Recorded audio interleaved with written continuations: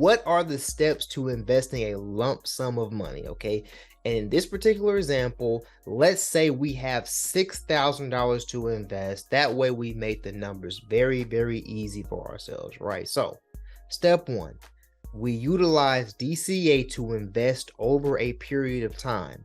I personally suggest a 1-year time frame, especially for a beginner, okay? And I believe this will work in any market environment, whether we're in a bull market, whether we're in a bear market, whether we're in a sideways market, whatever you want to call it. I believe that this works in every single market. The reason why is because, like I said, what did we talk about before? We said that we have to have a long-term time horizon, but I also understand that people don't necessarily like to see their investments go down, right? If we're investing at an all-time high, we don't want to throw all of our money in at that particular time. So I believe that we should spread it out over a 1-year time frame maximum, the 1-year time frame maximum. That way we can have an average price. That way we can continue to hold for the remainder of that long-term time horizon that we have. It'll give us that average price. Remember, the market goes through cycles. Sometimes the market's high, sometimes the market's low. Sometimes the market will go through corrections. Sometimes the market will just keep on running.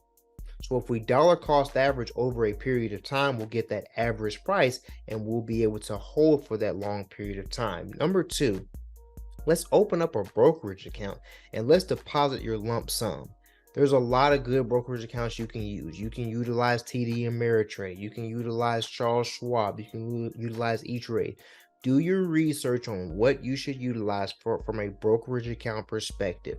Number three, use your monthly allocation to make your first investment. In this scenario, you would invest $500 per month over a 12-month period. $500 times 12 is $6,000, which is the lump sum that I have to invest.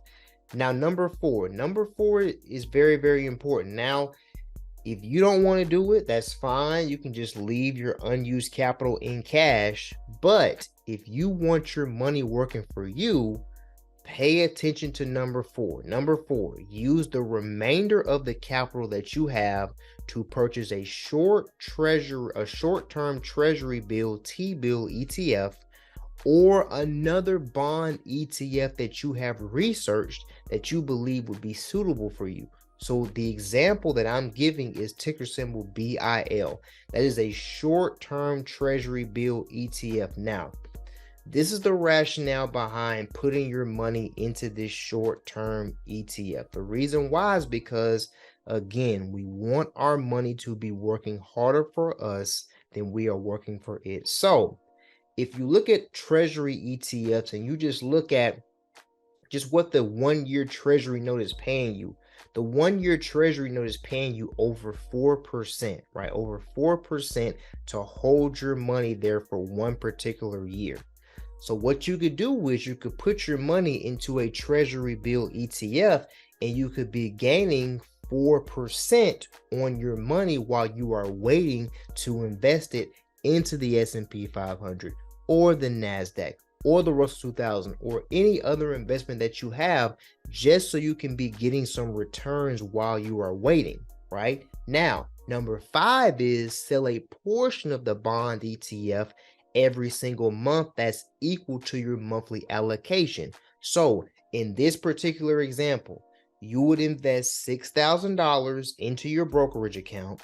You would take $500 and you would purchase your investment. Let's say SPY, which is the S&P 500.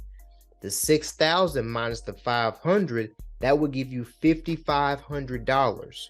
You would take that $5,500 and then invest into the T-bill ETF or a short-term bond ETF to where you would get some yield, you would get some returns on your money. But you want to make sure that that money and that value is still fixed. You don't want that value to be changing.